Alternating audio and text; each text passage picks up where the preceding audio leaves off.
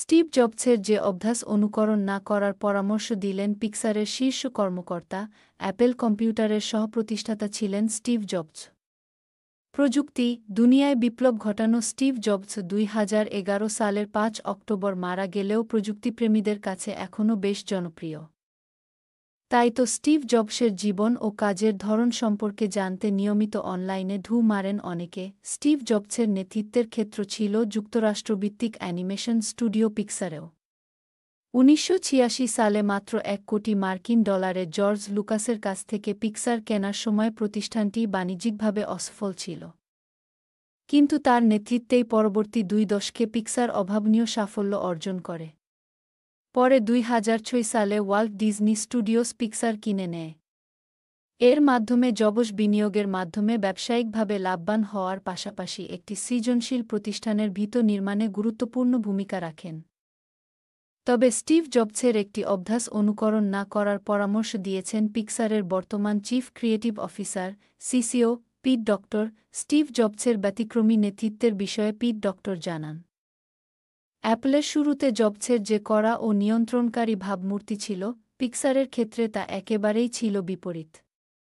তিনি পরিচালক বা চিত্রনাট্যকারদের কাজে হস্তক্ষেপ করেননি। যখন কেউ তার পরামর্শ চাইত, তখনই মতামত দিতেন। স্টিভ সব সময় বলতেন, এটা আমার কাজ নয়। তার ভূমিকা ছিল মূলত একজন পরামর্শক ও অংশীদারের মতো।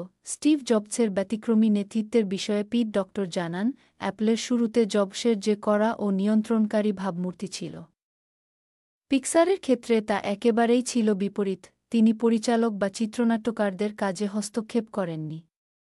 যখন কেউ তার পরামর্শ চাইত, তখনই মতামত দিতেন।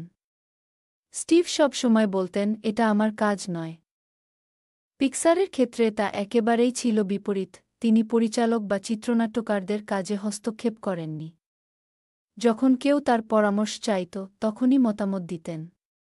স্টিভ সব সময় বলতেন, এটা আমার কাজ নয়।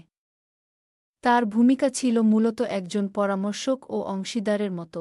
জবসের কৌশলগত নেতৃত্বের বিষয়ে পিট ডক্টর জানান, স্টিভের অন্যতম বড় গুণ ছিল কোনো জটিল আলোচনা বা তর্কে তিনি দ্রুত বুঝে যেতেন আসল সমস্যা কী। ৫ মিনিটের মধ্যে তিনি ধরতে পারতেন সবার মনের গভীরে কোনো বিষয়গুলো কাজ করছে। এটাই ছিল জবসের কৌশলগত নেতৃত্বের আসল রূপ। তিনি কখনোই ক্ষমতা বলে সিদ্ধান্ত চাপিয়ে দিতেন না। বোঝাপড়ার মাধ্যমে সবার মধ্যে এক ধরনের ঐক্য তৈরি করতেন। আপনারা দেখছিলেন TN24 নিউজ, সত্য খবর সবার আগে পৌঁছে দেওয়াই আমাদের লক্ষ্য।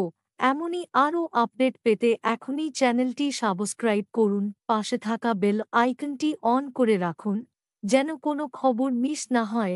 মতামত দিন কমেন্টে, শেয়ার করুন আপনার বন্ধুদের সঙ্গে। দেখা হবে পরবর্তী প্রতিবেদনে। TN24 নিউজের সাথে থাকুন সবসময়। ধন্যবাদ।